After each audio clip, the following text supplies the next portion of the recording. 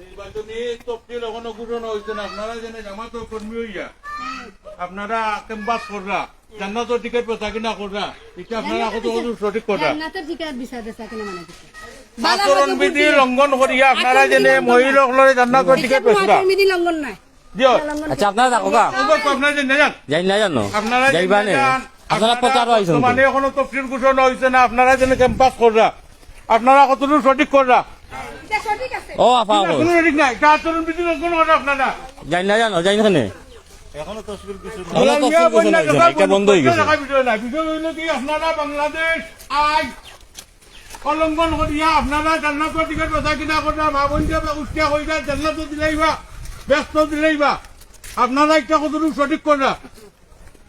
একটা নিষিদ্ধ করা হয়েছে এখন পর্যন্ত তফসিল ঘোষণা হয়েছে না। তফসিল ঘোষণা আগ পর্যন্ত এখন আপনারা পর্যন্ত তফসিল ঘোষণা হয়েছে না।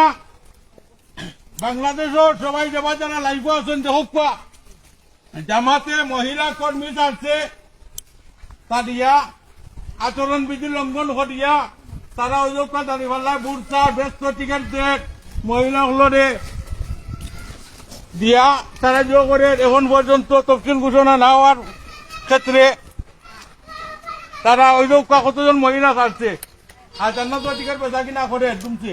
অ্যাড্রেসটা হইলো 8 নং কান্দিকা ইউনিয়ন 9 নং ওয়ার্ড সিলেট সদর উপজেলা 8 নং কান্দিগাঁও ইউনিয়ন 9 নম্বর ওয়ার্ড কাইকাগাঁও গ্রাম।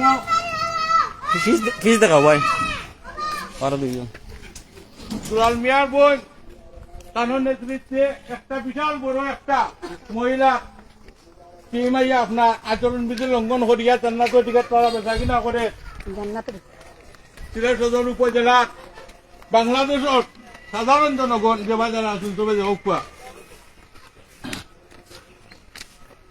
এরা যদি আচরণবিধি লঙ্ঘন করিয়া ওখানে যদি এই ধরনের কর্মকাণ্ড করতে পারে 71 সাল মামুনুর ইজ্জত জেলা লঙ্ঘন করছি এরা মদত গেলে আর কিতা করতে পারবো।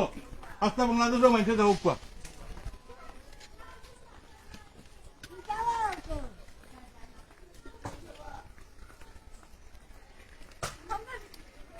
কি জান্নাতের টিকিট বেচা কিনা আসলে আর বেটিন তো খালি জান্নাতের টিকিট দেয় তারা আর বুঝার উঠিয়া কর বুট দিলাইলে গাড়িওয়ালাক বলে বুট দিলাইলে আপনার ব্যস্ত যাইবা কি গাড়িওয়ালাক বলে বুট দিলাইলে নমাজ লাগতো না কোনটা লাগতো না দুজনা বুঝার সমান হয়ে গেছে।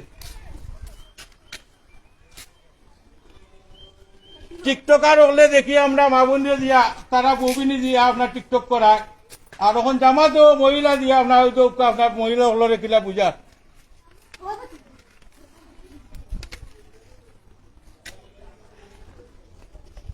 ঠিক আছে সব লগে তা আসুন যেবা যারা আসুন লাইভটা শেয়ার করবা।